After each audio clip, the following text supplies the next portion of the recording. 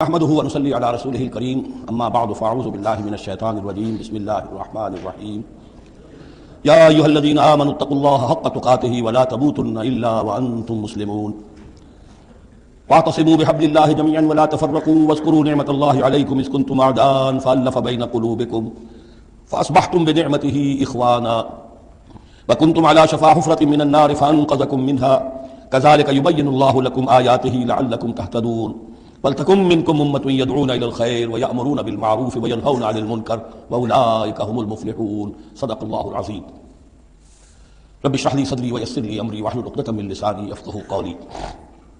سورہ آل عمران کا جو نصف ثانی اب شروع ہو رہا ہے تو آپ نے یہ مشابہت بھی نوٹ کر لی ہوگی کہ نصف اول میں سورہ بقرہ میں بھی ایک مرتبہ یا ایھا الذین آمنوا سے خطاب تھا، یا ایھا الذین آمنوا لا تقولوا راعنا وقولوا انظرنا واسمعوا۔ اسی طرح سورہ آل عمران کے نصف اول میں بھی ایک آیت کے اوپر آ چکی ہے کہ یا ایھا الذین آمنوا ان تطیعوا فریقا من الذین اوتوا الکتاب یردوکم بعد ایمانکم کافرین۔ لیکن اصل خطاب جو ہے مسلمانوں سے شروع ہو رہا ہے وہ 11ویں رکوع سے، اور یہاں پر اصل میں ایک سہ نکاتی لائحہ عمل دیا جا رہا ہے امت کو۔ ظاہر بات ہے کہ یہ امت اب ہمیشہ قائم رہنے والی ہے قیامت تک، اور اس میں زوال بھی آئے گا، اور اللہ تعالیٰ لوگوں باہمت لوگوں کو بھی پیدا کرے گا، اولو العزم لوگوں کو پیدا کرے گا، جیسا کہ ہمیں معلوم ہے مجددین امت اٹھتے رہے ہر صدی کے اندر۔ لیکن جب بھی کوئی کام دین کی تجدید کا ہو، دین کو اثر نو تازہ کرنے کی کوشش ہو، دین کو قائم کرنے کی جد و جہد ہو، تو اس کا ایک لائحہ عمل ہوگا۔ وہ لائحہ عمل ہے جو ان 3 آیات میں جو ابھی میں نے آپ کو پڑھ کر سنائی ہیں نہایت جامعیت کے ساتھ سامنے آیا ہے، اور یہ حسن اتفاق کے لیے 3 آیات ہیں، جیسے سورۃ العصر 3 آیات ہیں، ایسے یہ 3 آیات ہیں نہایت جامع۔ اس پر اب یہ کتاب بھی موجود ہے امت مسلمہ کے لیے سہ نکاتی لائحہ عمل، اور اس کا انگریزی میں بھی ترجمہ ہو گیا ہے، یہ مجھے معلوم نہیں کہ ابھی وہ کتابی شکل میں شائع ہوا یا نہیں۔ اس میں پہلا نقطہ کیا ہے؟ جب بھی کوئی کام کرنا ہے سب سے پہلے افراد کی شخصیت سازی، کردار سازی۔ یا ایھا الذین آمنوا اتقوا اللہ حق تقاته، اہل ایمان اللہ کا تقوی اختیار کرو جتنا کہ اس کے تقوی کا حق ہے۔ ولا تموتن الا وانتم مسلمون، اور دیکھنا ہرگز موت نہ آنے پائے مگر فرما برداری کی حالت میں۔ یہ سب سے گاڑھی آیت ہے قرآن مجید میں تقوی کی تلقین کے لیے۔ اللہ کا حق جتنا ہے اتنا تقوی۔ اس پر صحابہ گھبرا گئے کہ یا رسول اللہ کا حق کون ادا کر سکتا ہے؟ پھر جب آیت اتری ہے سورہ تغابن کی کہ فاتقوا اللہ ما استطعتم، اپنی امکانی حد تک تقوی اختیار کرو، تب ان کی جان میں جان آئی۔ ساتھ ہی یہ کہ مت مرنا مگر حالت فرما برداری میں۔ کیا مانی ہے؟ کوئی پتہ نہیں کس لمحے موت آ جائے، کوئی لمحہ نافرمانی میں نہ گزرے مبادا موت کا ہاتھ اسی وقت آ کر تمہیں دبوچ لے۔ اس طرح کی شخصیتیں اگر پہلے نہ بنی ہوں تو کوئی کام نہیں ہو سکتا۔ پہلے کردار سازی افراد کی۔ اب جب یہ کردار سازی ہو، دوسرا مرحلہ کیا ہے؟ واعتصموا بحبل اللہ جميعا ولا تفرقوا، ایک اجتماعیت اختیار کرو، اللہ کی رسی کو مضبوطی سے تھام لو، مل جل کر، اور تفرقے میں مت پڑو۔ یہاں چونکہ اس سے پہلے جو رکوع ختم ہوا ہے ومن یعتصم باللہ، جو اللہ تعالیٰ سے چمٹ جائے، اللہ کی حفاظت میں آ جائے، فقد ہدی الی صراط مستقیم۔ اور سورہ حج کی آخری آیت میں یہ لفظ آیا ہے فاقیموا الصلاۃ وآتوا الزکاۃ واعتصموا باللہ۔ اب اللہ کی حفاظت میں کیسے آئے؟ اللہ سے کیسے چمٹے؟ اس کے لیے فرمایا واعتصموا بحبل اللہ، اللہ کی رسی سے چمٹ جاؤ، اللہ کی رسی کو مضبوطی سے تھام لو۔ اور یہ اللہ کی رسی کون سی ہے؟ متعدد احادیث کے ذریعے سے واضح ہوتا ہے کہ یہ ہے قرآن۔ ایک طرف ہے انسان میں تقویٰ، ایک طرف اس میں علم آنا چاہیے، قرآن کا فہم پیدا ہونا چاہیے، قرآن کے نظریات کو سمجھنا چاہیے، قرآن کی حکمت کو سمجھنا چاہیے۔ انسانوں میں اجتماعیت جو ہے وہ جانوروں کے گلوں کی طرح نہیں ہو سکتی کہ بھیڑ بکریوں کا ایک بڑا ریوڑ ہے اور ایک چرواہا جو ہے وہ لکڑی لے کر ان کو سب کو ایک ڈسپلن میں لیے ہوئے ہے۔ انسانوں کو جمع کرنا ہے تو ان کے ذہن ایک بنانے ہوں گے، ان کی سوچ ایک بنانی ہوگی۔ یہ حیوان عاقل ہیں، باشعور لوگ ہیں، ان کی سوچ ایک ہو، نظریات ایک ہو، مقاصد ایک ہو، ہم آہنگی ہو، نقطہ نظر ایک ہو، تبھی تو یہ جمع ہوں گے۔ اس کے لیے وہ چیز چاہیے جو ان میں یکرنگی خیال، یکرنگی نظر، یکجہتی مقاصد کی ہم آہنگی پیدا کر دے، اور وہ قرآن ہے۔ حبل اللہ هو حبل اللہ المتین، حضرت علی سے روایت ہے، حضرت عبداللہ بن مسعود سے ہے، حضور نے فرمایا القرآن حبل اللہ الممدود من السماء الى الارض، اللہ کی مضبوط رسی ہے جو آسمان اور زمین کے درمیان تنی ہوئی ہے۔ ایک اور حدیث میں فرمایا فاستبشروا فإن طرفه بأيديكم وطرفه بيد اللہ، خوشیاں مناؤ، یہ قرآن ایسی شے ہے کہ جس کا ایک سرا تمہارے ہاتھ میں، ایک سرا اللہ کے ہاتھ میں۔ تو تقرب الی اللہ کا ذریعہ بھی قرآن، اور آپس میں تمہیں جوڑ کر رکھنے کا ذریعہ بھی قرآن۔ یہی وجہ ہے کہ ہماری ساری یہ تحریک جو ہے میری، اس کا اصل جو منبع ہے، سرچشمہ ہے، اس کا مبنی ہے، مدار ہے، وہ دعوت رجوع القرآن۔ پوری زندگی میں نے اپنی الحمدللہ کھپائی ہے اس کام میں، اسی کے ذریعے سے انجمن خدام القرآن اور قرآن اکیڈمیز، پھر 1 ایئر کورس، نوجوان جو ہیں تعلیم یافتہ لوگ ہیں، وہ پی ایچ ڈی بھی کر چکے ہیں، وہ ڈاکٹر بھی بن گئے ہیں، وہ انجینئر بھی ہیں، لیکن دین کی طرف سے جاہل ہیں، قرآن سمجھ نہیں سکتے۔ وہ آئیں 1 سال رہیں ہمارے پاس، عربی سیکھیں، قرآن سیکھیں، تاکہ اس پر عمل ہو سکے۔ یہ قرآن کا جو 1 سالہ کورس ہے وہ اس سال پھر اس اکیڈمی میں شروع ہونے والا ہے، انشاءاللہ فروری کی 16 تاریخ سے اس کا آغاز ہوگا، تو آپ لوگ اسے نوٹ کریں، اور یہ قرآن مجید کے ساتھ آپ کی وابستگی ہوگی تو پھر دین کے سوق پر آگے چلیں گے۔ تو دوسرا نقطہ ہوا واعتصموا بحبل اللہ جميعا ولا تفرقوا واذكروا نعمت اللہ علیکم اذ کنتم اعداء، ذرا یاد کرو جو اللہ کا انعام تم پر ہوا کہ تم تو ایک دوسرے کے دشمن تھے، فالف بین قلوبکم، تو اللہ نے تمہارے دلوں کے اندر الفت پیدا کر دی، فاصبحتم بنعمتہ اخوانا، تم اللہ کے فضل و کرم سے بھائی بھائی بن گئے۔ یہاں گویا کہ اولین مخاطب یہاں انصار ہیں، ان کے جو 2 قبیلے تھے اوس اور خزرج، وہ آپس میں لڑتے آ رہے تھے 100 برس سے، خاندانی دشمنیاں چلی آ رہی تھی، قتل کے بعد قتل، ادھر کا قتل ادھر کا قتل، لیکن اب جب یہ ایمان آیا، اللہ کی کتاب آ گئی، محمد رسول اللہ آ گئے، تو اب وہ شیر و شکر ہو گئے، ان کے جھگڑے ختم ہو گئے۔ اس طرح پورے عرب کے اندر غارت گری ہوتی تھی، اسے دارالامن بنا دیا. وَكُنْتُمْ عَلَىٰ شَفَا حُفْرَةٍ مِّنَ النَّارِ، اور تم تو آگ کے گڑھے کے کنارے تک پہنچ گئے تھے، بس اس میں گرنے والے تھے. فَأَنْقَذَكُم مِّنْهَا، تو اللہ نے اسے تمہیں نکال لیا اور بچا لیا. كَذَٰلِكَ يُبَيِّنُ اللَّهُ لَكُمْ آيَاتِهِ لَعَلَّكُمْ تَهْتَدُونَ، اس طرح اللہ تعالیٰ اپنی آیات تمہارے لیے واضح کر رہا ہے تاکہ تم راہ پاؤ، صحیح راہ پر قائم رہو. یہ دو نقطے ہو گئے. پہلے افراد کے کردار کی تعمیر، تقویٰ اور تابعداری فرمانبرداری، پھر جمعیت، تنظیم، جماعت، اور اس کے لیے جو معنوی جو اس کے لیے ہے جو محور ہے اس تنظیم کا، وہ معنوی محور کیا ہے؟ قرآن مجید، حبل اللہ. احتسامش کن کہ حبل اللہ اوست، مضبوطی سے تھامو، اس کو علامہ اقبال کہتے ہیں قرآن کو حبل اللہ یہ ہے. اب یہ جو حبل اللہ اور جو اس کے لیے ظاہری شکل بنے گی وہ بھی اس صورت میں ہم پڑھ چکے ہیں، من انصاری اللہ، کہ کوئی اللہ کا بندہ کھڑا ہو اور کہے کہ میں تو اس راستے پر چل رہا ہوں، اب کون ہے جو میرے ساتھ آتا ہے اور میرا مددگار بنتا ہے. اب ایسی جمعیت جو وجود میں آئی وہ کیا کرے گی؟ یہ تیسری آیت اہم ترین ہے. وَلْتَكُن مِّنكُمْ أُمَّةٌ يَدْعُونَ إِلَى الْخَيْرِ وَيَأْمُرُونَ بِالْمَعْرُوفِ وَيَنْهَوْنَ عَنِ الْمُنكَرِ سے نکاتی پھر آگیا. تیسرے میں تین کام، یہ جماعت کے کرنے کے کام صرف تین ہیں. دعوت خیر، دعوت الی الخیر، اور سب سے بڑا خیر یہ قرآن ہے. یامرون بالمعروف، نیکی کا حکم دیتے رہیں، وینہون عن المنکر، اور بدی سے روکتے رہیں، واولئک هم المفلحون، اور یہی لوگ ہیں جو فلاح پانے والے ہیں. ولتکن منکم امۃ، تم میں سے ایک ایسی امت وجود میں آنی چاہیے. منکم ہے گویا کہ ایک بڑی امت ہے، امت مسلمہ. وہ تو اب 150 کروڑ ہیں یا 140 یا 130 کروڑ ہیں، سوئے ہوئے ہیں، اپنے منصب کو بھولے ہوئے ہیں، دین سے دور ہیں. تو اب اس امت کے اندر چھوٹی امت بنے، ایک جماعت بنے. وہ جماعت اپنے ذمہ یہ کام لے لے، جاگو اور جگاؤ، جو ہمدرد کا ایک جو نعرہ ہے کہ اب جاگو اور جگاؤ، اللہ نے تمہیں جاگنے کی صلاحیت دے دی، اب اوروں کو جگاؤ اور اس کے لیے طاقت فراہم کرو، ایک جماعت بناؤ. ولتکن منکم امۃ یدعون الی الخیر ویامرون بالمعروف وینہون عن المنکر واولئک هم المفلحون. یہی لوگ فلاح پانے والے ہیں. وہ بڑی امت کروڑوں کی جو ہے جو یہ کام نہیں کرتی، وہ فلاح کی امید میں اگر ہے اور نجات کی امید میں ہے تو ایک امید موہوم ہے. فلاح پانے والے صرف یہ لوگ ہوں گے، اولئک هم المفلحون. اب اسی میں آگے چل کر میں نے جو منہج انقلاب نبوی ہے اس میں یہ بات واضح کی ہے کہ جب کوئی انقلاب کے لیے آخری اقدام ہوگا وہ بھی نہی عن المنکر بالید، اس لیے کہ حدیث میں حضور نے نہی عن المنکر کے 3 مرتبے بیان کیے ہیں. ابو سعید خدری رضی اللہ عنہ سے روایت ہے، من رأى منکم منکرا فلیغیرہ بیدہ فإن لم یستطع فبلسانہ فإن لم یستطع فبقلبہ وذلک اضعف الایمان، رواہ مسلم رحمہ اللہ. تم میں سے کوئی شخص کسی منکر کو دیکھے، اس کا فرض ہے اسے طاقت سے، زور سے، ہاتھ سے بند کرے، روکے، بدلے. اگر اس کی طاقت نہیں ہے تو زبان سے تو کہے، اس کی بھی ہمت نہیں تو دل میں نفرت ضرور رکھے، اور یہ ایمان کا کمزور ترین درجہ ہے. نفرت بھی ختم ہو گئی، وہاں ناکامی متائے کارواں جاتا رہا، کارواں کے دل سے احساس زیاں جاتا رہا، تو اب کوئی ایمان نہیں. ہاں دل میں نفرت ہے تو اگلا قدم اٹھاؤ، زبان سے کہنا شروع کرو، بھائی یہ چیز غلط ہے، یہ حرام ہے، یہ اللہ نے اس کو حرام ٹھہرایا ہے، مت یہ کام کرو. لیکن ساتھ ہی اپنی طاقت بناتے جاؤ، جماعت بناؤ، قوت بناؤ. جب وہ طاقت ہو جائے اب کہو کہ اب یہ نہیں کرنے دیں گے، پھر وہ ہوگا نہی عن المنکر بالید، طاقت کے ساتھ. یہ ہوگا انقلاب کا جو ہے آخری مرحلہ. تو یہ 3 آیتوں کے اندر عظیم ہدایت ہے، پورا لایا عمل ہے. اسی میں منہج انقلاب نبوی کا جو آخری اقدامی عمل ہے وہ بھی پوشیدہ ہے. ولا تكونوا كالذين تفرقوا واختلفوا من بعد ما جاءهم البينات، اور ان لوگوں کی طرح نہ ہو جانا جو متفرق ہو گئے، فرقوں میں بٹ گئے اور انہوں نے اختلافات پیدا کر لیے اس کے بعد کہ ان کے پاس واضح تعلیمات آ گئی تھیں. اولئک لهم عذاب عظیم، ایسے لوگوں کے لیے تو بہت بڑا عذاب ہے. یوم تبیض وجوہ وتسود وجوہ، اب یہ آخرت کا ذکر ہے جس دن کے بعض چہرے جو ہیں بڑے روشن اور تابناک ہوں گے اور بعض چہرے جو ہیں وہ سیاہ ہوں گے. فاما الذین اسودت وجوہہم، تو جن لوگوں کے اس دن چہرے سیاہ ہوں گے وہ کون ہوں گے؟ اکفرتم بعد ایمانکم، یہ وہی لوگ ہوں گے جو ایمان کے بعد کفر میں لوٹ گئے، ہدایت کے آنے کے بعد تفرقے میں پڑ گئے، زدہ میں پڑ گئے، انہوں نے اس عبد اللہ کو چھوڑ دیا.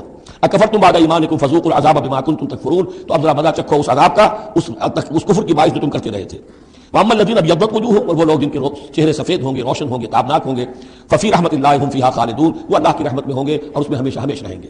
تلک آیات اللہ نتلوها علیک بالحق، یہ اللہ کی آیات ہیں جو ہم آپ کو پڑھ کر سنا رہے ہیں حق کے ساتھ. وما اللہ یرید ظلما للعالمین، اور اللہ تعالیٰ تو جہان والوں کے لیے ظلم کا ارادہ نہیں رکھتا. لوگ اپنے اوپر ظلم کرتے ہیں، خود غلط راستے پر پڑتے ہیں اور اس کی پھر ان کو سزا دنیا اور آخرت میں بھگتنی پڑتی ہے. وللہ ما فی السماوات و ما فی الارض، جیسا کہ میں نے عرض کیا اکثر اہم بحثوں کے بعد پھر یہ آیت آتی ہے اس طرح کی کہ گویا کہ یہ ایک کنکلوڈنگ بات اللہ ہی کے لیے ہے جو کچھ آسمانوں اور زمین میں ہے. وإلی اللہ ترجع الامور، اور بالآخر سارے معاملات اللہ ہی کی طرف لوٹا دیے جائیں گے. کنتم خیر امۃ اخرجت للناس، تم وہ بہترین امت ہو جسے لوگوں کے لیے برپا کیا گیا ہے. یعنی یہ پوری امت مسلمہ اس لیے بنائی گئی تھی. یہ دوسری بات ہے امت مسلمہ بھول جائے، جب بھول جائے تو پھر جو بھی ان میں سے جاگے وہ دوسروں کو جگا کر اس امہ ودن امہ، اس امت کے اندر جماعت، پارٹی ودن پارٹی، امہ ودن امہ بنائے اور وہ کام کریں جو اوپر ہے. لیکن حقیقت میں تو اس امت مسلمہ کا ایز سچ مجموعی طور پر فرض منصبی یہی ہے. کنتم خیر امت، دیکھیے یہ اس آیت کو رکھیے سورہ بقرہ میں جو آیت تھی وَكَذَلِكَ جَعَلْنَاكُمْ أُمَّةً وَسَطًا لِتَكُونُوا شُهَدَاءَ عَلَى النَّاسِ وَيَكُونَ الرَّسُولُ عَلَيْكُمْ شَهِيدًا، اسی کے ہم وزن یہ آیت ہے سورہ آل عمران کی. کنتم خیر امۃ اخرجت للناس، تم بہترین امت ہو جسے لوگوں کے لیے نکالا گیا ہے.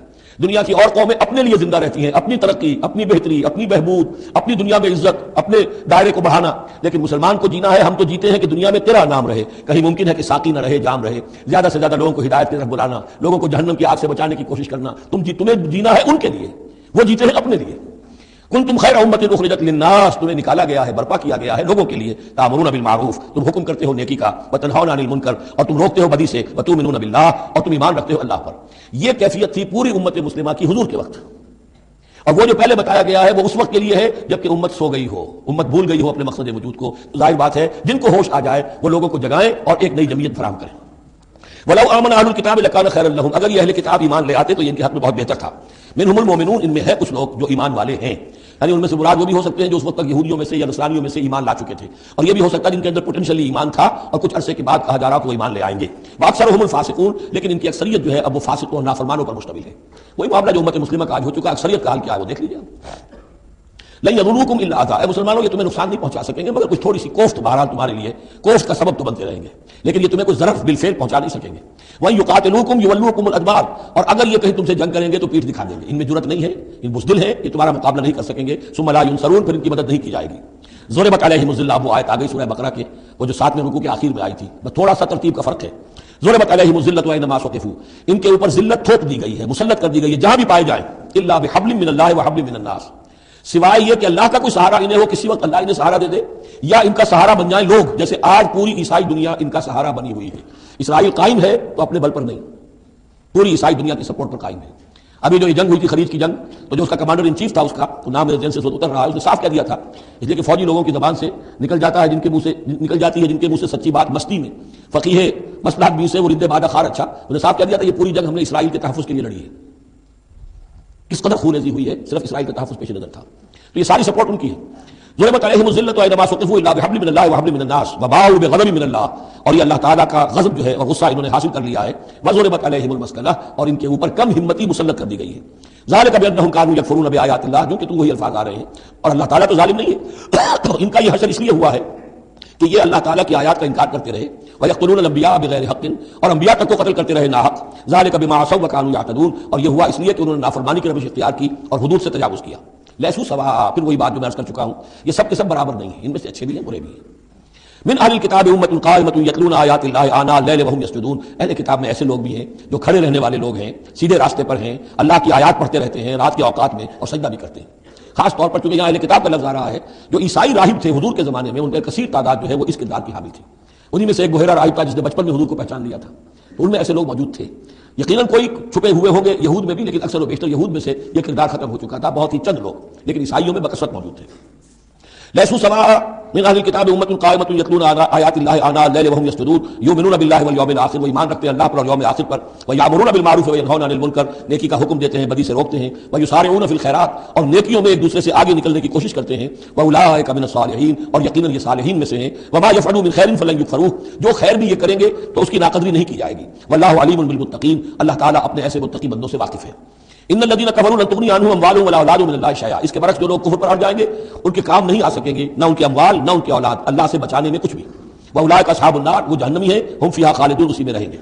مثل ما ينفقون في هذه الحياة الدنيا كمثل ريح فيها سر اصابت حرث قوم ظلموا انفسهم فاهلكت۔ اب یہ جو جنگیں کر رہے تھے قریش مکہ، تو ظاہر بات ہے کہ وہ بھی انفاق کرتے تھے، فوج تیار کرنی ہے، اونٹ چاہیے، سواریاں چاہیے، ہتھیار چاہیے، تو خرچہ کرتے تھے نا۔ اب یہ اس کی طرف اشارہ ہے کہ یہ لوگ جو دنیا کی زندگی میں کچھ خرچ کرتے ہیں، یا تو دین کی مخالفت کے لیے یا اپنے جی کو ذرا جھوٹی ایک تسلی دینے کے لیے کہ ہم کچھ نہ کچھ صدقہ خیرات بھی کرتے ہیں چاہے ہمارا کردار کتنا ہی گر گیا ہو، تو ان کے انفاق کی مثال ایسی ہے کمثل ریح فیہا سر، کہ جیسے ایک زوردار آندھی ہو جس میں پالا ہو، بہت ٹھنڈ ہو، اصابت حرث قوم، وہ کسی قوم کی کھیتی کو آ پڑے، ظلموا انفسهم، جنہوں نے اپنی جان پر ظلم کیا، فاہلکت ہو، اور اس سب کو تباہ و برباد اور تہس نہس کر کے رکھ دے۔ یعنی ان کی یہ نیکیاں، ان کا یہ انفاق، ان کی یہ جد و جہد، یہ سب کی سب بالکل ضائع ہو جانے والی ہیں، ہبط ہو جانے والی نیکیاں اور ضائع جانے والی کی ساری مسائی اور دوڑ دھوپ۔ وما ظلمهم الله ولكن انفسهم يظلمون، اور انہوں نے ان پر اللہ نے کوئی ظلم نہیں کیا بلکہ وہ اپنی جانوں پر خود ظلم ڈھا رہے ہیں۔ یا ایھا الذین آمنوا لا تتخذوا بطانة من دونکم، اہل ایمان مت بناؤ اپنے بھیدی اپنے سوا کسی کو، یعنی رازدار نہ بناؤ سوائے کسی مسلمان کے جس کے بارے میں اطمینان ہو، صاحب ایمان ہے، اس کے علاوہ کسی اور شخص کو اپنا بھیدی نہ بناؤ۔ چونکہ یہ مدینے میں رہتے تھے بہت عرصے سے، ان کی دوستیاں تھیں یہودیوں کی، اور ادھر جو ہے یہ اوس اور خزرج کے لوگوں کی، وہ دوستیاں ہیں، پس منظر ہے، پرانے تعلقات ہیں، روابط ہیں، اس کی وجہ سے وہ بسا اوقات جو راز کی باتیں ہوتی تھیں وہ بھی بیچارے سادہ لوگ مسلمان اپنی نیکی کے اندر سادگی میں وہ بھی ان کو بتا دیتے تھے۔ لا تتخذوا بطانة من دونکم لا یعلونکم خبالا، وہ تمہارے لیے کسی خرابی میں کوئی کسر نہیں چھوڑتے۔ ودوا ما عنتم، انہیں پسند ہے وہ چیز جو تمہیں تکلیف میں ڈالے، مشقت میں ڈالے. قد بدت البغضاء من افواہہم، ان کی جو دشمنی ہے تم سے وہ ان کے منہوں سے بھی ظاہر ہو چکی ہے. ان کا کلام ایسا ہوتا ہے، آتش برساتے ہیں زبان سے. وما تخفی صدورہم اکبر، اور جو کچھ زبان سے ظاہر ہوتا ہے وہ تو پھر بھی کم ہے، ان کے دلوں کے اندر جو آگ بھڑک رہی ہے دشمنی کی اور حسد کی وہ اس سے کہیں بڑھ کر ہے. قد بینا لکم الآیات ان کنتم تعقلون، ہم نے تمہارے لیے اپنی آیات کو واضح کر دیا ہے اگر تم عقل سے کام لو، یعنی باز آ جاؤ اپنے طرز عمل کو دیکھو. ہاں تم اولئک تحبونہم، تمہارا حال تو یہ کہ تم ان سے محبت کرتے ہو، شرافت ہے تمہاری، سادہ نوئی ہے، پرانے تعلقات ہیں، ان تعلقات کو تم نبھانا چاہتے ہو. ولا یحبونکم، لیکن جان لو وہ تم سے محبت نہیں کرتے.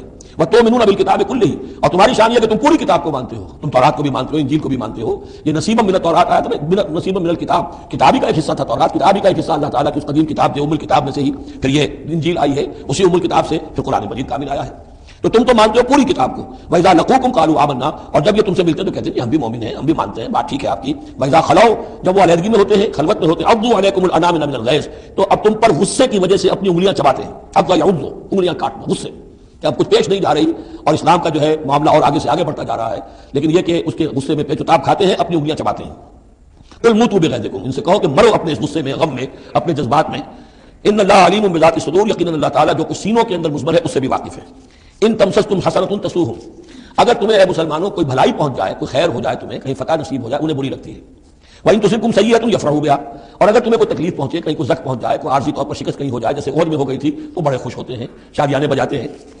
وَإِن تَصْبِرُوا وَتَتَّقُوا، لیکن یہ کہ اگر تم صبر کرتے رہو اور تقویٰ کی روش اختیار کرو، لَا يَضُرُّكُمْ كَيْدُهُمْ شَيْئًا، ان کی یہ ساری چالیں تمہیں کوئی مستقل نقصان نہیں پہنچا سکیں گی. لیکن یہ کہ صبر اور تقویٰ یہ دو چیزیں، وَاسْتَعِینُوا بِالصَّبْرِ وَالصَّلَاةِ، وہی صلاۃ جو ہے اس کی جگہ یہاں لفظ تقویٰ آ گیا ہے کہ یہ تم اگر کرتے رہو گے تو پھر یہ کہ ان کی ساری سازشیں ناکام ہوں گی بالآخر.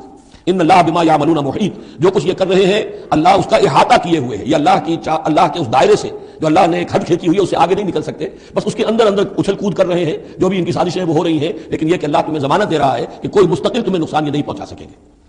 اب یہاں سے 6 رکوع، میں نے عرض کیا تھا کہ نصف ثانی کو 3 حصوں میں تقسیم سمجھیے، پہلے 2 رکوع مکمل ہو گئے، 11واں اور 12واں. اب 6 رکوع مسلسل چلیں گے غزوہ احد کے حالات پر. پہلے وہ غزوہ سمجھ لیجیے کہ تھا کیا.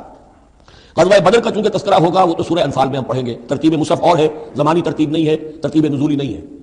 غزوہ بدر میں مسلمانوں کو بہت زبردست اللہ نے فتح دی، کفار مکہ کو بڑی زخم پہنچی، 70 بڑے تقریباً سارے ان کے بڑے سردار مارے گئے.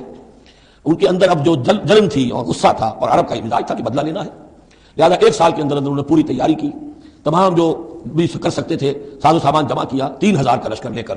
اور اب ابو سفیان، ابو جہل تو مارا جا چکا تھا، وہ تھا سردار جو کہ بدر میں آیا تھا فوج لے کر. اب ابو سفیان جو ہیں وہ چونکہ بعد میں ایمان لے آئے، ان کے نام کو تو ہم مدد کے ساتھ ہی لیں گے. اب وہ سردار تھے اس وقت اور وہ 3000 کا لشکر لے کر آئے، اور اس دفعہ وہ اتنا اہتمام کر کے آئے تھے کہ ہماری فتح یقینی ہے. اپنے بچوں کو، خاص طور پہ خواتین کو بھی ساتھ لے کر آئے تاکہ ہمارے اندر غیرت رہے کہ ہماری عورتیں بھی ساتھ ہیں، اگر کہیں میدان سے ہمارے قدم اکھڑ گئے تو ہماری عورتیں جو ہے وہ قبضے میں چلی جائیں گی مسلمانوں کے. تو ہند جو تھی اس کی بیوی، ابو سفیان کی بیوی ہند، وہ بھی ایمان لے آئی بعد میں. لیکن عتبہ کی بیٹی تھی، اس کا باپ اور بھائی عتبہ ابن ربیعہ اور چچا اس کا اور بھائی، یہ 3 جو ہیں بدر میں قتل ہو چکے تھے، مسلمانوں کے ہاتھوں واصل جہنم ہو چکے تھے. تو ہند کے سینے کے اندر بھی انتقام کی آگ تھی. باقی تو یہ کہ کوئی گھر بچا ہی نہیں تھا مکے کا جن کا کوئی نہ کوئی آدمی مارا نہ گیا، اور 70 آدمی مارے گئے تھے. اب یہ جب لوگ آئے ہیں تو ادھر حضور نے مشورہ کیا صحابہ سے کہ کیا کرنا چاہیے. لشکر آ گیا 3000 کا. کچھ لوگوں نے کہا کہ ٹھیک ہے کھل کر مقابلہ کریں گے، ڈٹ کر مقابلہ کریں گے، چلیں گے میدان میں. حضور کا اپنا رجحان ادھر تھا کہ یہ صورتحال ایسی ہے کہ ہم اگر مدینے میں محصور رہ کر مقابلہ کریں تو بہتر ہے. لیکن جو لوگ بدر کے بعد ایمان لائے تھے، ایک تو ان کا جوش و خروش تھا، ان کا ہمیں تو شہادت چاہیے، ہمیں آخر اس موت سے کیا ڈر ہے، شہادت ہے مطلوب و مقصود مومن، نہ مال غنیمت نہ کشور کشائی. تو حضور نے ان کا لحاظ کرتے ہوئے آپ نے فیصلہ کر دیا ٹھیک ہے ہم میدان میں جائیں گے، کھل کر مقابلہ کریں گے. اس پر جب وہ مقابلے میں پہنچ گئے ہیں، آپ لے کر گئے تھے 1000 آدمی باہر.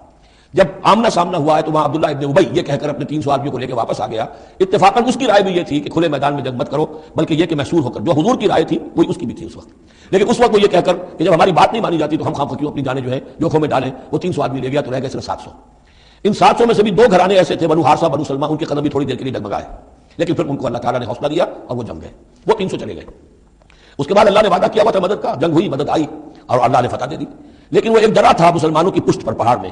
حضور کو اندیشہ تھا کہ ایسا نہ ہو کہ وہاں سے ہم پر حملہ ہو جائے تو 2 طرف سے ہم چکی کے پاٹ کے درمیان، 2 پاٹوں کے درمیان آ جائیں. وہاں 50 تیر انداز آپ نے مقرر کر دیے تھے کہ یہاں سے مت ہلنا، چاہے تم یہ دیکھو کہ ہم سب مارے گئے اور ہمارے گوشت جو ہے وہ کوے اور چیلیں کھا رہے ہیں، تب بھی تم نے نہیں ہلنا یہاں سے. لیکن جب مسلمانوں کو فتح ہو گئی وہاں اختلاف ہو گیا کہ حضور نے جو فرمایا تھا وہ شکست کے سلسلے میں تھا. اب تو فتح ہو گئی ہے، چلو اب چل کے مال غنیمت جمع کرنے میں باقی تم لوگوں کا ساتھ دو.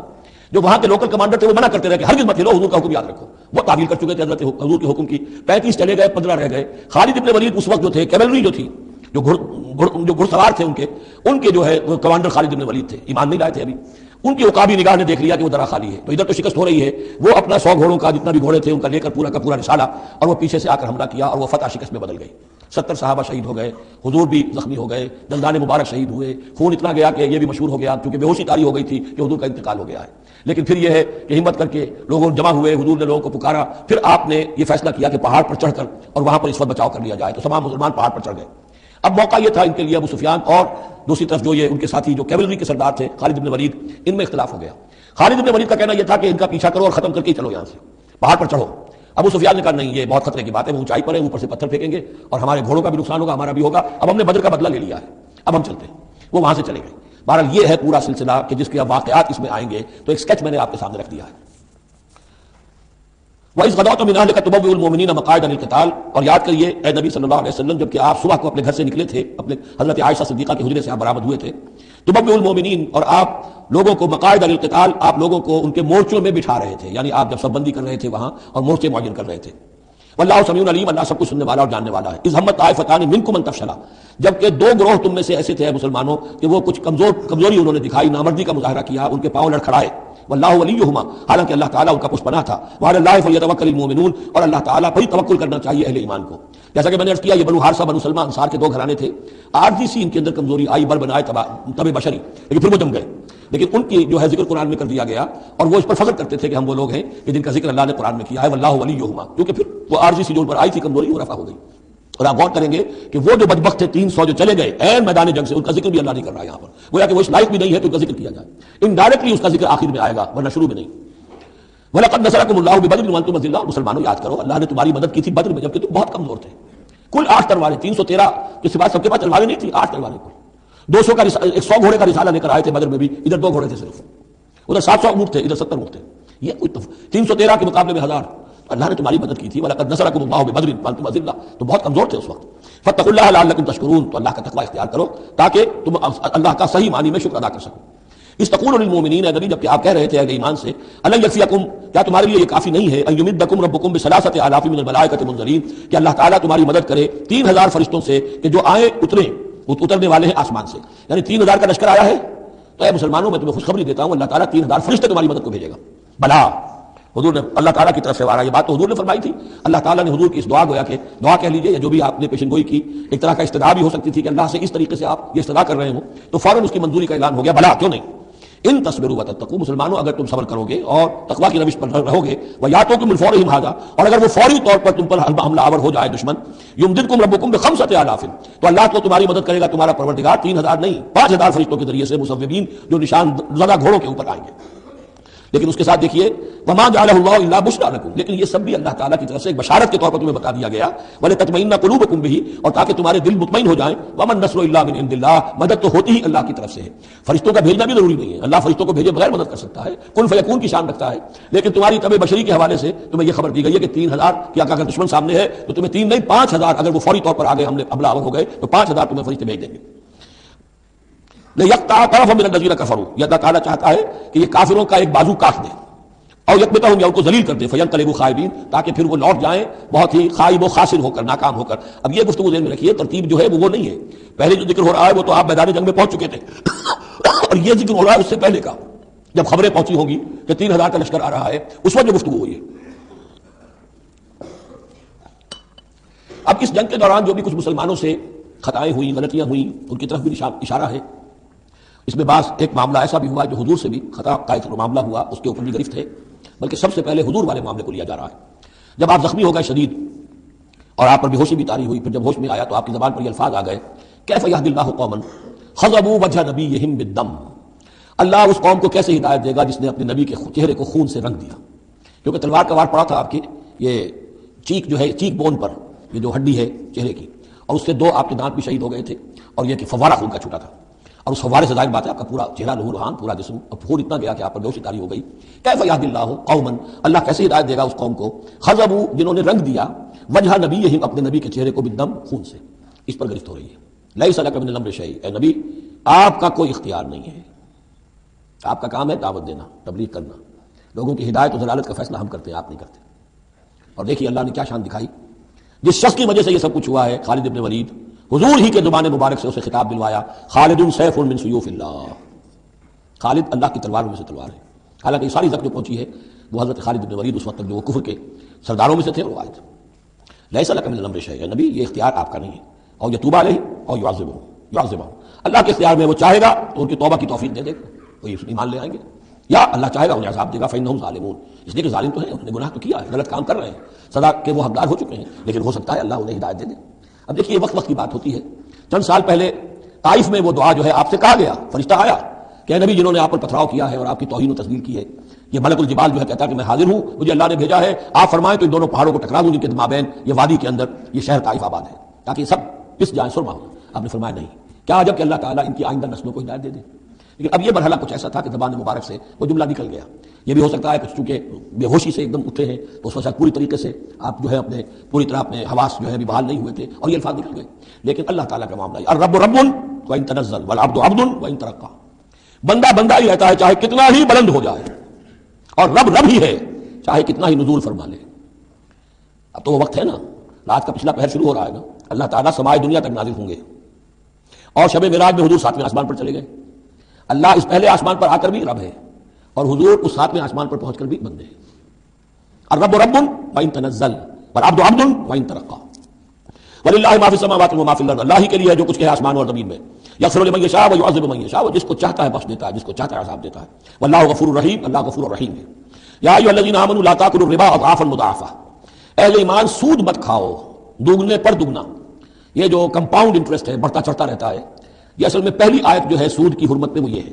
بلکہ نوٹ کیجئے، جیسا کہ میں نے نوٹ کرا دیا تھا کل آپ کو، سب سے پہلے ایک مکی صورت میں سورہ روم میں بات آ گئی تھی، ما آتیتم من ربا لیربو فی اموال الناس ولا یربو عند اللہ وما آتیتم من زکاۃ تريدون وجه اللہ واولئک هم المضعفون۔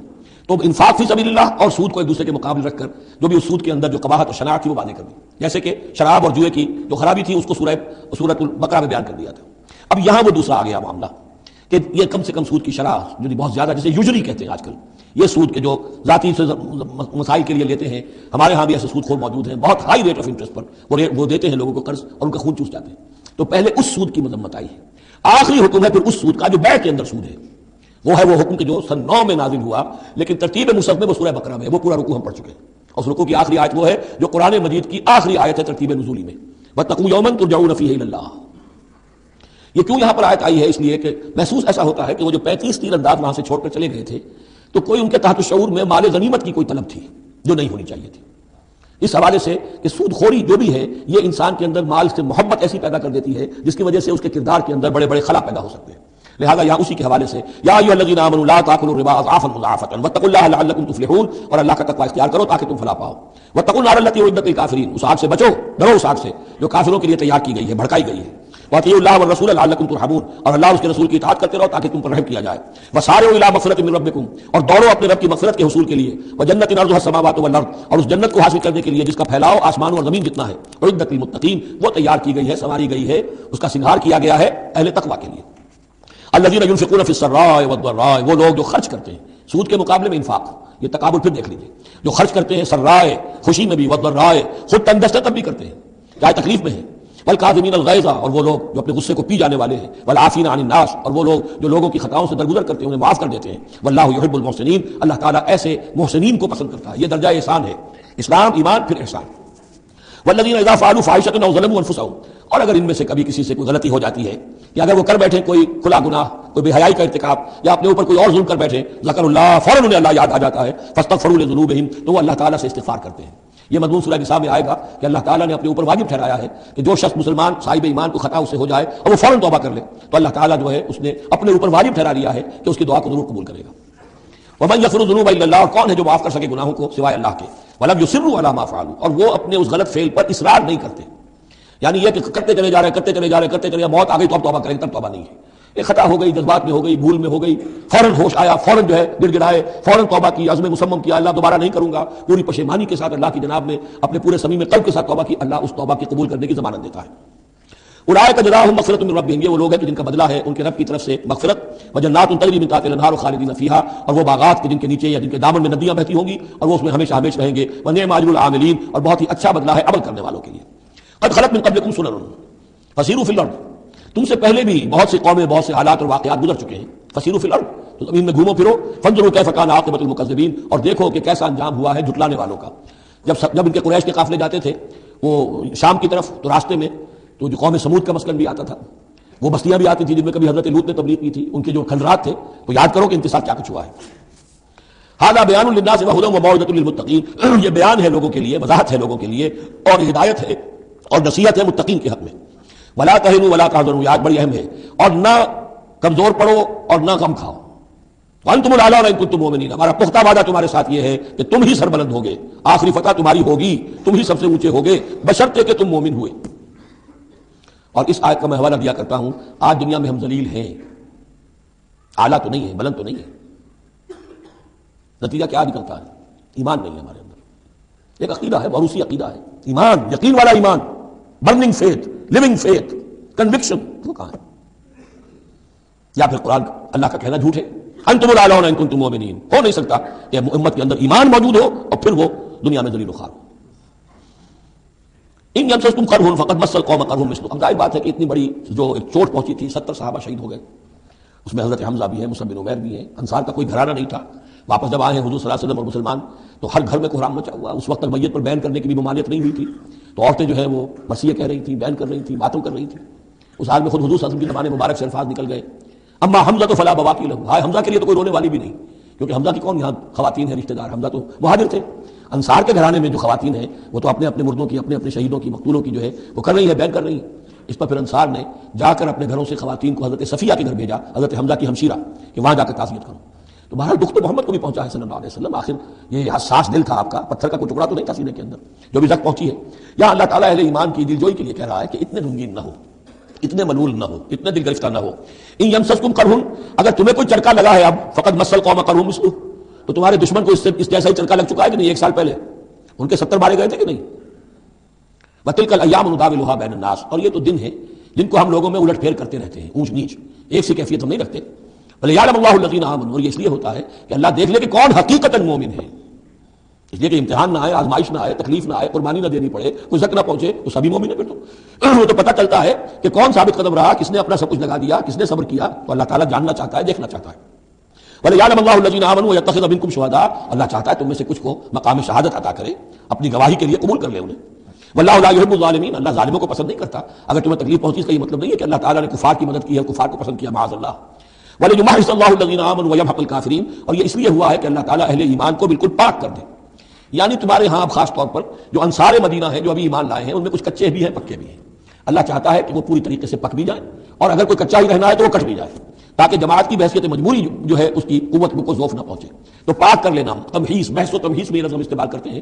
بحث کہتے ہیں کھریدنے کو، جیسے جانور جو ہے، کوا جو ہے زمین کو کھریدے گا، پھر جو اسے نظر آئے گا کوئی دانہ ہے یا کوئی کنکر ہے تو علیحدہ کرے گا، اور دانے کو کھائے گا، کنکر کو چھوڑ دے گا۔ تو بحث ہے کھریدنا، اور تمہیز ہے جدا کر دینا، جو اس کے لیے ایٹیبل ہے، جس کو کھانے کا اس کے لیے ہے صحیح، اس کو لے لے گا۔ تو اللہ تعالیٰ بھی تمہارے اندر جو گڑبڑ ہو گئے ہیں، کچھ مومن صادق بھی ہیں، کچھ منافق بھی ہیں، کچھ پختہ ایمان والے بھی ہیں، کچھ کمزور ایمان والے بھی ہیں، تو یہ تمہیز کی ہے اللہ نے، دکھا دیا یہ 300 اور یہ عبداللہ ابن ابی یہ منافق ہیں، تمہیں نظر آ گیا نہیں؟ ورنہ کیسے نظر میں آتا؟ وَلِيُمَحِّصَ اللَّهُ الَّذِينَ آمَنُوا، تاکہ اللہ تعالیٰ اہل ایمان کو بالکل خالص کر دے، وَيَمْحَقَ الْكَافِرِينَ، اور کافروں کو مٹا دے۔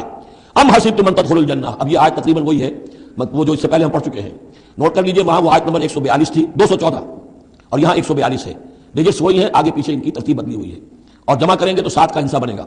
آیت نمبر 214 تھی، ام حسبتم ان تدخلوا الجنہ ولما یاتکم مثل الذین خلوا من قبلکم مستهم الباساء والضراء وزلزلوا حتى يقول الرسول والذین آمنوا معه متى نصر الله الا ان نصر الله قریب۔ وہی ہے آیت اب یہ، ام حسبتم ان تدخلوا الجنہ، کیا تم نے سمجھا تھا کہ جنت میں داخل ہو جاؤ گے؟ ولما یعلم اللہ الذین جاہدوا منکم، ابھی تو اللہ نے دیکھا ہی نہیں ہے تم میں سے کون واقعتاً جہاد کرنے والے ہیں، ابھی تو امتحان ہے، ابھی اس کے امتحان اور بھی ہیں، ابھی تو تمہارے لیے بڑی سے بڑی منزلیں، کڑی سے کڑی منزلیں آنے والی ہیں۔ ولما یعلم اللہ الذین جاہدوا منکم ویعلم الصابرین، اور ابھی تو اللہ تعالیٰ نے دیکھا ہی نہیں ہے کہ کون ہے تمہارے اندر جو واقعتاً اللہ کی راہ میں صبر اور استقامت کا ثبوت دیتے ہیں۔ وَلَقَدْ كُنْتُمْ تَمَنَّوْنَ الْمَوْتَ مِنْ قَبْلِ أَنْ تَلْقَوْهُ، اور تمہارا حال یہ ہے کہ تم موت کی تمنا کرتے تھے اس سے پہلے کہ وہ ان سے ملاقات ہوئی۔ یہ وہ جو نئے لوگ ایمان لائے تھے اور نوجوان تھے، ان کا تھا ہمیں تو شہادت چاہیے اور ہم تو کھلے میدان میں جائیں گے، یہ اب ان کے اوپر تھوڑا سا تبصرہ ہو رہا ہے کہ اس وقت تو شہادت کا بڑا ذوق و شوق جو ہے اور جوش جہاد اور ذوق شہادت کا اظہار ہو رہا تھا، اب تم نے موت دیکھ لی ہے نا، تو یہ ہے موت اتنی اچھی چیز نہیں ہے، موت اتنی آسانی سے انسان اسے قبول نہیں کرتا۔ وَلَقَدْ كُنْتُمْ تَمَنَّوْنَ الْمَوْتَ مِنْ قَبْلِ أَنْ تَلْقَوْهُ، تم تمنائے کرتے تھے موت کی، شہادت کی، اس سے پہلے کہ اس سے ملاقات ہوتی۔ فَقَدْ رَأَيْتُمُوهُ وَأَنْتُمْ تَنْظُرُونَ، تو اب تم نے اسے دیکھ لیا ہے اپنی آنکھوں سے، نگاہوں سے موت نکلی۔ وَمَا مُحَمَّدٌ إِلَّا رَسُولٌ، اسی میں ایک دفعہ یہ بھی ہو گیا تھا کہ کچھ لوگوں نے یہ کہا کہ جب محمد کا انتقال ہو گیا تو اب کس لیے جنگ کرنی ہے، حضرت عمر بھی ہیں ان میں سے، جب خبر یہ اڑ گئی کہ حضور فوت ہو گئے، انہوں نے تلوار پھیر دی، بیٹھ گئے، اب کس کے لیے جنگ کرنی؟ تو اس میں کہا گیا کہ یہ تو تمہارا غلط رویہ ہے، گرفت ہو رہی ہے، ہر ایک کے اوپر گرفت ہوگی. پہلی گرفت محمد پر ہو گئی صلی اللہ علیہ وسلم، لیس لک من الامر شیء. تو حضرت عمر بہرحال حضور کے مقابلے میں تو کوئی حیثیت نہیں، ان پر بھی گرفت ہو رہی ہے. وما محمد الا رسول، اور محمد کچھ نہیں ہے اس کے سوا کہ وہ اللہ کے رسول ہے، وہ معبود تو نہیں ہے. تم ان کے لیے تو جہاد نہیں کر رہے، تم جہاد اللہ کے لیے کر رہے ہو. دین کا غلبہ جو ہے وہ اللہ کے دین کا غلبہ ہے. محمد کی حیثیت کیا ہے؟ وہ تو اللہ کے رسول ہے. وما محمد الا رسول قد خلت من قبلہ الرسل، اور ان سے پہلے بہت سے رسول گزر چکے. افئن مات، تو اگر وہ ان کا انتقال ہو جائے، او قتلا، یا بالفرض وہ قتل ہو جائیں، انقلبتم علی اعقابکم، تو کیا تم اپنی ایڑیوں کے بل لوٹ جاؤ گے؟ یہی تمہارے دین اور ایمان کی حقیقت ہے. ومن ينقلب على عقبیہ فلن یضر اللہ شیئا، اور جو کوئی بھی اپنی ایڑیوں کے بل لوٹ جائے گا وہ اللہ کو کوئی نقصان نہیں پہنچائے گا. وسيجزي اللہ الشاکرین، ہاں اللہ بدلہ دے گا شکر کرنے والوں کو. حضرت عمر چونکہ جذباتی انسان تھے، اس میں کوئی شک نہیں، تقریباً یہی کیفیت حضور کے انتقال پر پھر ہو گئی تھی ان کی. تلوار کھینچ کر بیٹھ گئے تھے، جو کہے گا محمد کا انتقال ہو گیا سر اڑا دوں گا اس کا. وہ تو پھر حضرت ابو بکر آئے، وہ یار غار ثانی اسلام و غار و بدر و قبر، وہ آئے ہیں. ان کے لیے چونکہ رکاوٹ نہیں تھی، حضرت عمر تو اندر جا نہیں سکتے تھے، حضرت عائشہ کا حجرہ تھا. اب حضرت عائشہ بیٹی ہیں حضرت ابو بکر کی، وہ سیدھے گئے حجرے میں جا کر چہرے مبارک پر چادر تھی ہٹائی اور آپ کی پیشانی کو بوسہ دیا اور کہا کہ اب دوبارہ موت آپ پر وارد نہیں ہوگی، اب تو حیات جاویدانی آپ کو حاصل ہو چکی. پھر باہر آ کر یہی آیت پڑھی، وما محمد الا رسول قد خلت من قبلہ الرسل افئن مات او قتل انقلبتم علی اعقابکم. حضرت عمر کہتے ہیں مجھے محسوس ہوا جیسے یہ آیت ابھی نازل ہوئی ہے، اتنا اثر ہوا. یہ عظیمت تھی حضرت ابو بکر کی، بہت بلند مقام ہے حضرت ابو بکر کا. وما كان النفس ان تموت الا باذن اللہ، اور کسی جان کے لیے یہ ممکن ہی نہیں ہے کہ وہ مر سکے، اس پر موت وارد ہو مگر اللہ کے حکم سے. کتابا مؤجلہ، وہ تو لکھی ہوئی شے ہے اجل معین کے ساتھ، ہر ایک کا وقت ہے. Death is the best guard, آپ کا باڈی گارڈ جو ہے سب سے بہترین وہ موت ہے. موت کا وقت جب ہے تبھی آئے گی، اس سے پہلے کوئی آپ کے لیے موت لا نہیں سکتا. لہذا سب سے بڑی حفاظت انسان کے لیے خود اس کی موت ہے. وما كان النفس ان تموت الا باذن الله کتابا مؤجلا ومن يريد ثواب الدنيا نؤته منها، جو کوئی دنیا کا اجر و ثواب چاہتا ہے ہم اسے دیتے ہیں. یہ سورہ بقرہ میں بھی ہم پڑھ چکے تھے حج کے ذکر میں. ومن يريد ثواب الاخرة نؤته منها، اور جو واقعتاً آخرت کا ثواب چاہتا ہے، بدلہ چاہتا ہے، جزا چاہتا ہے اپنے اعمال کی، ہم اس میں سے اس کو دیں گے. وسنجزي الشاکرین، اور شکر کرنے والوں کا کو ہم جزا دیں گے. وکأي من نبی قاتل معه ربیون کثیر، اور اے مسلمانوں یہ تمہارے ساتھ جو واقعہ پیش آیا کوئی پہلا تو نہیں ہے. کتنے ہی نبی ایسے گزرے ہیں کہ ان کے ساتھ ہو کر ربیون، یہ ربی ربائی جو ان کا یہودیوں کے ہاں آج بھی لفظ چلتا ہے، ربانیون ربائس ربی، جو اللہ والے ہیں، اللہ کے ماننے اور چاہنے والے، اللہ کے متوالے، اللہ کے دیوانے. کئی من نبی، کتنے ہی نبی گزرے ہیں، قاتل معہ، ان کے ساتھ ہو کر جنگ کیا، ربیون نے، کثیر، اللہ والوں نے، اللہ کے غلاموں نے، اللہ کے عاشقوں نے. فما وهنوا لما اصابهم في سبيل اللہ، تو اللہ کی راہ میں جو بھی تکلیفیں ان پر آئیں اس میں انہوں نے جی نہیں ہارا. وما ضعفوا، نہ انہوں نے کمزوری دکھائی. وما استكانوا، نہ ہمت ہاری. واللہ يحب الصابرین، اور اللہ تعالیٰ کو ایسے صابروں ہی سے محبت ہے. تو اے مسلمانوں ان کا کردار اپناؤ اور دل گرفتہ نہ ہو. وما كان قولهم الا ان قالوا ربنا اغفر لنا ذنوبنا واسرافنا في امرنا، اور ان کا تو ہر مرحلے پر یہی قول ہوتا تھا کہ وہ دعا کرتے تھے رب ہمارے بخش دے ہمیں ہمارے گناہ، واسرافنا في امرنا، اور اگر ہم سے اپنے کسی معاملے میں حد سے تجاوز ہو جائے، جیسے کچھ تجاوز ہو گیا حضور سے کہ آپ نے وہ الفاظ فرما دیے کیف یهدی اللہ قوما خضبوا وجه نبیہم بالدم، یا جیسے حضرت عمر سے ہو گیا کہ تلوار پھینک کر بیٹھ گئے. تو اللہ جو اسراف ہم سے ہو جائے، اسراف ہے کسی حد سے تجاوز کر جانا، جائز حد تک خرچ کرنا ٹھیک ہے، آپ اس میں آگے بڑھ جاتے ہیں وہ اسراف ہے. واسرافنا فی امرنا، بخش دے جو بھی اسراف جو بھی زیادتی ہم سے ہو گئی. وثبت اقدامنا، اور ہمارے قدموں کو جما دے. منصورنا علی القوم الکافرین، اور ہماری مدد فرما کافروں کے مقابلے میں. یہی دعا تھی حضرت طالوت کے ساتھیوں کی، یہی دعا تھی جس پر ختم ہوئی وہ دعا کہ جو سورہ بقرہ کے اختتام پر آئی فانصرنا علی الکافرین، وہی دعا یہاں بھی ہے. فآتاہم اللہ ثواب الدنیا وحسن ثواب الآخرہ، تو ان لوگوں کو اللہ تعالیٰ نے عطا فرمایا دنیا کا ثواب بھی، دنیا میں بھی سربلندی دی، فتوحات دی، وحسن ثواب الآخرہ، اور آخرت کے ثواب کا تو بہت ہی عمدہ حصہ ان کے لیے ہے. واللہ یحب المحسنین، اور اللہ تعالیٰ جو ہے ایسے محسنین کو پسند کرتا ہے. یا ایھا الذین آمنوا ان تطیعوا الذین کفروا یردوکم علی اعقابکم، اہل ایمان اگر تم ان لوگوں کا کہنا مانو گے جنہوں نے کفر کی روش اختیار کی ہے، وہ تمہیں تمہاری ایڑیوں کے بل واپس لے جائیں گے. فتنقلبوا خاسرین، اور پھر تم بالکل خسارے والے، تباہ اور برباد ہو جانے والے ہو جاؤ گے. بل اللہ مولاکم، تمہیں تو یہ سمجھنا چاہیے تمہارا مولا، مددگار، پشت پناہ، ساتھی، حمایتی اللہ ہے. وہو خیر الناصرین، اور وہی ہے کہ جو سب سے بڑھ کر مدد کرنے والا، سب سے اچھا مددگار ہے. سنلقی فی قلوب الذین کفروا الرعب، ہم ان قریب کافروں کے دلوں میں رعب ڈال دیں گے. بما اشرکوا باللہ، اس سبب سے کہ انہوں نے شرک کیا اللہ کے ساتھ. ما لم ينزل به سلطانا، اور ایسی چیزوں کو شریک ٹھہرایا، ایسی ہستیوں کو یا چیزوں کو جس کے لیے اللہ تعالیٰ نے کوئی سند نہیں اتاری. ومأواہم النار وبئس مثوى الظالمین، اور اللہ ان کا ٹھکانہ جو ہے وہ جہنم ہے اور بہت ہی برا ٹھکانہ ہے ظالموں کے لیے. یہ اصل میں اس آیت میں توجیہ ہو رہی ہے کہ وہ کیوں چلے گئے، جبکہ اس درجے ان کو کھلی فتح حاصل ہو چکی تھی، مسلمانوں کو ہزیمت ہو گئی. حضور اور صحابہ جو ہے انہوں نے پناہ لے لی ہے پہاڑ کے اوپر جا کر. خالد بن ولید کہہ بھی رہے ہیں کہ اس معاملے کو اب ختم کرنا چاہیے، روز روز کا ٹنٹا جو ہے وہ اب نہ رہے. لیکن ابو سفیان کے اندر دل میں کوئی ایسا رعب اللہ نے اس وقت ڈال دیا کہ وہاں سے وہ چلے گئے، ورنہ یہ کہ واقعتاً اس وقت صورتحال جو ہے مسلمانوں کے لیے بہت مخدوش ہو چکی تھی. بارک اللہ لی ولکم فی القرآن العظیم ونفعنی وإیاکم بالآیات والذکر الحکیم.